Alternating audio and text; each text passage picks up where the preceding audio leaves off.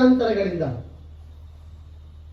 ಎಷ್ಟೇ ಅಹಂಕಾರಗಳಿಂದ ಮದವೇರಿದ ವ್ಯಕ್ತಿಯಾಗಿ ಜೀವನವನ್ನು ನಡೆಸುತ್ತಾ ನನ್ನ ಸುತ್ತಮುತ್ತಲಿನ 10 ಜನ ಹೊಗಲು ಭಟರಿದ್ದಂತಹ ಕಾಲಕ್ಕೆ ಅವರ ಸ್ತುತಿಯನ್ನು ಕೇಳುತ್ತಾ ಮೇಲ್ಮಟ್ಟದ ಜೀವನವನ್ನು ನಡೆಸಿದವನಾದರೂ ಕೂಡ ಮಿತ್ರರಾಗಲಿ, ಬಂಧುಗಳಾಗಲಿ, ಬಾಂಧವರಾಗಲಿ ಯಾರಾದರೂ ಕೂಡ ಎಲ್ಲಿಯವರೆಗೆ ನಮ್ಮ ಜೊತೆಗೆ ನಮ್ಮ ಹಿಂಬಾಲಿಸುತ್ತಾ ಬರ್ತಾರೆ ಅಂತ ಕೇಳಿದರೆ ಶಾಸ್ತ್ರ ಹೇಳುತ್ತದೆ, ದೇಹದಲ್ಲಿರುವಂತಹ ಚೈತನ್ಯ ಮಾಯವಾಗಿ ಈ ದೇಹವನ್ನ ಕಾಷ್ಠದಲ್ಲಿ ಇಡುವಲ್ಲಿವರೆಗೆ ಮತ್ತು ಬೆಂಕಿ ಕೊಡುವಲ್ಲಿವರೆಗೆ ಮಾತ್ರ. ಆ ನಂತರ ಬರುವಂಥದ್ದು ಯಾವುದು? ಕರ್ಮಾನುಗೋ ಗಚ್ಚತಿ ಜೀವಲೋಕೆ. ಇಂತಹ ಕರ್ಮದ ಫಲಗಳು ಮಾತ್ರ ನಮ್ಮನ್ನ ಅನುಸರಿಸಿ ಬರುತ್ತದೆ. ಇಂತಹ ಕಾರಣದಿಂದ ಕರ್ಮ ಗುರು, ಸತ್ಕರ್ಮಾಚರಣೆಯನ್ನು ಮಾಡು ಎಂಬುದಾಗಿ ಶಾಸ್ತ್ರ ನಮಗೆ ತಿಳಿಸಿಕೊಡುತ್ತದೆ. ಸತ್ಕರ್ಮಾಚರಣೆಯ ಮಾಡುವ ಮೂಲಕವಾಗಿ ಪಾಪ ಕ್ಷಯವಾಗುತ್ತದೆ, ನಾಶವಾಗುವುದಲ್ಲ, ಪಾಪ ಕ್ಷಯವಾಗುತ್ತದೆ. ಯಾವ ಕಾಲಕ್ಕೆ ನಮ್ಮ ಜೀವನದಲ್ಲಿ ಪ್ರಾಪ್ತವಾದಂತಹ ಪಾಪಕರ್ಮದ ಫಲರೂಪವಾದಂತಹ ಕಷ್ಟವೋ, ನಷ್ಟವೋ, ದುರಿತವೋ, ಅನಾರೋಗ್ಯವೋ ಅಥವಾ ಇನ್ಯಾವುದೇ ರೀತಿಯಾದಂತಹ ದುರಿತಾದಿಗಳು ನಮಗೆ ಬರ್ತದೆಯೋ ಆ ಕಾಲಕ್ಕೆ ದೈವ ಬಲವನ್ನ ಜಗನ್ಮಾತೆ ಅನುಗ್ರಹಿಸಿಕೊಡ್ತಾಳೆ. ಈ ದಿವಸ ಈ ಮನೆಯಲ್ಲಿ ತ್ರಿಕಾಲ ಪೂಜೆ, ಅರ್ಥಾತ್ 3 ಕಾಲಗಳಲ್ಲಿ, ಪ್ರಾತಃ ಕಾಲ, ಮಧ್ಯಾಹ್ನ, ಸಾಯಂಕಾಲ 3 ಕಾಲಗಳಲ್ಲಿ ದೇವಿಯ ಆರಾಧನೆಯನ್ನು ಮಾಡಿದ್ದೇವೆ. ದುರ್ಗಾ ಎಂಬುದಾಗಿ ಸ್ತುತಿಯನ್ನು ಕುರಿತುಕೊಂಡು ಮಾಡಿದ್ದೇವೆ. ದುರ್ಗಾ ದುರ್ಗತಿ ಪ್ರಶಮನಿ, ಅವಳ ಆರಾಧನೆಯನ್ನು ಮಾಡಿದರೆ ಮೊದಲಾಗಿ ದುರ್ಗತಿಯನ್ನು ನಾಶ ಮಾಡ್ತಾಳೆ. ದುರ್ಗಾ ಪರಮೇಶ್ವರಿಯನ್ನು ಕೊಂಡಾಡುವಂತಹ ವಿಕಂಡುತನೆಯರಾದಂತಹ ಮಾರ್ಕಾಂಡೇಯ ಪ್ರದತ್ತವಾದಂತಹ ಸಪ್ತಶತಿ ಎನ್ನುವಂತಹ 700 ಶ್ಲೋಕಗಳನ್ನು ಒಳಗೊಂಡಂತಹ ವೇದತುಲ್ಯವಾದಂತಹ, ಶಕ್ತಿತುಲ್ಯವಾದಂತಹ 700 ಶ್ಲೋಕಗಳನ್ನು ನೋಡಿದರೆ ಜಗನ್ಮಾತೆಯ ಆರಾಧನೆಯನ್ನು ಮಾಡಿದರೆ ಜೀವನದಲ್ಲಿ ಯಾವುದೂ ಕೂಡ ಇಲ್ಲ ಅಂತ ಇಲ್ಲ. ಸಂತಾನ ಇಲ್ವಾ ಅಂತ ಹೇಳಿದ್ರೆ ಪುತ್ರಾಂದೇಹಿ ಧನಂದೇಹಿ ಸರ್ವ ಕಾಮಾಂಷ್ಟ ದೇಹಿನೇ, ತಾಯಿ ಪುತ್ರ ಸಂತಾನವನ್ನು ಕೊಡುವಂತಹ ಅವಳ ಹತ್ರ ಕೇಳಬಹುದು. ಯಾವಾತನಿಗೆ ವಿದ್ಯೆ ಇಲ್ಲದವನು ಜಗನ್ಮಾತೆಯ ಮೊರೆ ವಿದ್ಯಾವಂತಂ ಯಶಸ್ವಂತಂ ಲಕ್ಷ್ಮೀವಂತಂ ಜನಂಕುರು ರೂಪಂದೇಹಿ ಜಯಂದೇಹಿ. ವಿವಾಹ ಆಗಿಲ್ಲ ಅಂತ ಹೇಳಿದ್ರೆ ವಿವಾಹಕ್ಕಾಗಿ ಕೂಡ ಮಾರ್ಕಾಂಡೇಯರು, ವಿಕಂಡತನೆಯರಾದಂತಹ ಮಾರ್ಕಾಂಡೇಯರು ದೇವಿಯ ಸ್ತುತಿಯನ್ನು ಕೊಟ್ಟಿದ್ದಾರೆ. ಪತ್ನಿ ಮನೋರಮಾಂದೇಹಿ ಮನೋವೃತ್ತಾನುಸಾರಿಣಿ ತಾರಿಣೀಂ ದುರ್ಗ ಸಂಸಾರ ಸಾಗರಸ್ಯಗಳೋದ್ಭವ. ಒಂದೇ ಸ್ತೋತ್ರದಲ್ಲಿ, ದೇವಿಯ ಸ್ತೋತ್ರದಲ್ಲಿ ಹುಟ್ಟಿದ್ದಕ್ಕೆ ಸಾರ್ಥಕತೆಯಲ್ಲಿ ಎಲ್ಲವನ್ನು ಕೂಡ ಪತ್ನಿ ಮನೋರಮಾಂದೇಹಿ ಒಂದೇ ಶ್ಲೋಕದಲ್ಲಿ ಅಡಕವಾಗಿಸಿ ಶರಣಾಗತನಾಗಿ ಅವಳ ಸ್ತುತಿಯನ್ನು ಮಾಡುವಂಥ. ಜೀವನದಲ್ಲಿ ತೊಂದರೆ ಇದೆ ಅಂತ ಹೇಳಿದ್ರೆ ಸರ್ವ ಬಾಧಾ ಪ್ರಶಮನಂ ತ್ರೈಲೋಕ್ಯಸ್ಯ ಅಖಿಲೇಶ್ವರಿ ಏವಮೇವತ್ವಜಾ ಕಾರ್ಯಮಸ್ಮತ್ ವಿನಾಶನಂ ಅಂತಾಗಿ ಅಂತರ್ಗತವಾದಂತಹ ಶತ್ರುಗಳನ್ನು, ಹೊರಗಿರುವಂತಹ ಶತ್ರುಗಳನ್ನು, ಉಭಯ ಶತ್ರುಗಳನ್ನು ಕೂಡ ನಾಶ ಮಾಡಿ ರಕ್ಷಣೆಯನ್ನ ಮಾಡು. ಸರ್ವಸ್ವರೂಪೇ ಸರ್ವೇಶೇ ಸರ್ವಶಕ್ತಿ ಸಮನ್ವಿತೆ ಭಜೇಭ್ಯಸ್ತ್ರಾಹಿನೋ ದೇವಿ ದುರ್ಗೇ ದೇವಿ ನಮೋಸ್ತುತೆ. ಜೀವನದಲ್ಲಿ ಯಾವಾತನಿಗೆ ಅವ್ಯಕ್ತವಾದಂತಹ ಭಯ ಇದೆಯೋ ಕರ್ಮಫಲದಿಂದಲಾಗಿ, ಭಯ ನಿವಾರಣೆಗಾಗಿ ಕೂಡ ಅಲ್ಲಿಯೇ ತಾಯಿಯ ಸ್ತೋತ್ರವನ್ನು, ಮಂತ್ರವನ್ನು ಹೇಳ್ತಾರೆ.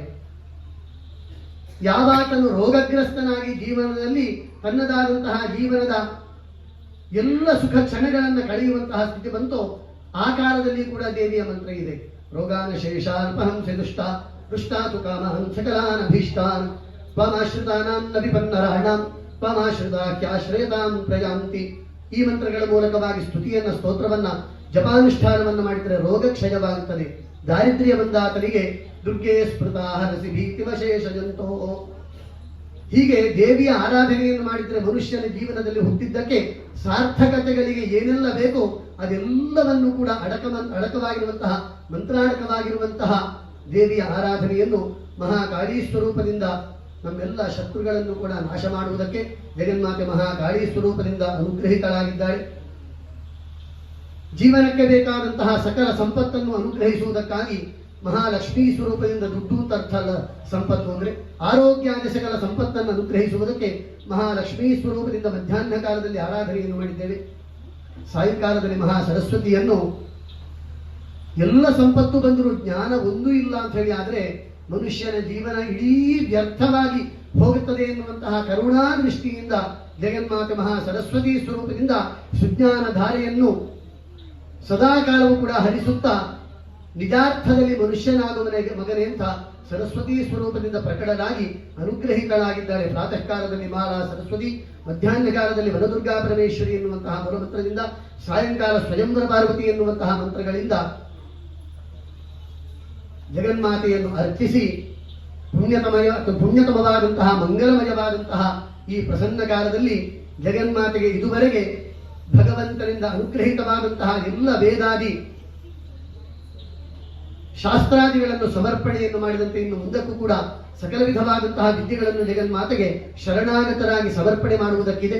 ಆ ಜಗನ್ಮಾತೆ ಈ ಕುಟುಂಬಕ್ಕೆ ಅವರದ್ದಾದಂತಹ ಸಂಕಲ್ಪ ಏನಿದೆಯೋ ಆ ಎಲ್ಲ ಸಂಕಲ್ಪವನ್ನು ಕೂಡ ಮಾಡಿದಂತಹ ತ್ರಿಕಾಲ ಸ್ವರೂಪಿಣಿ ದುರ್ಗಾ ಪರಮೇಶ್ವರಿಯ ಆರಾಧನೆಯಿಂದ ಜಗನ್ಮಾತೆ ಅವರ ಸಂಕಲ್ಪವನ್ನ ಸತ್ಯ ಸಂಕಲ್ಪವನ್ನಾಗಿಸಲಿ.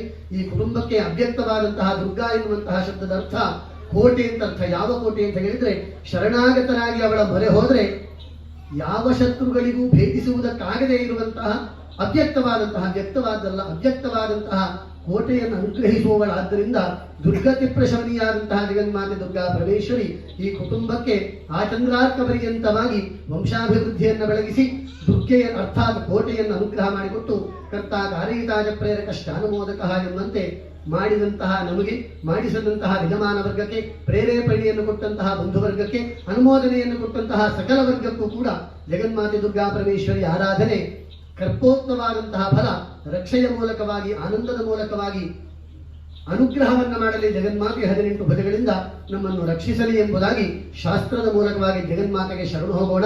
ಓಂ ಸ್ವಸ್ತಿ.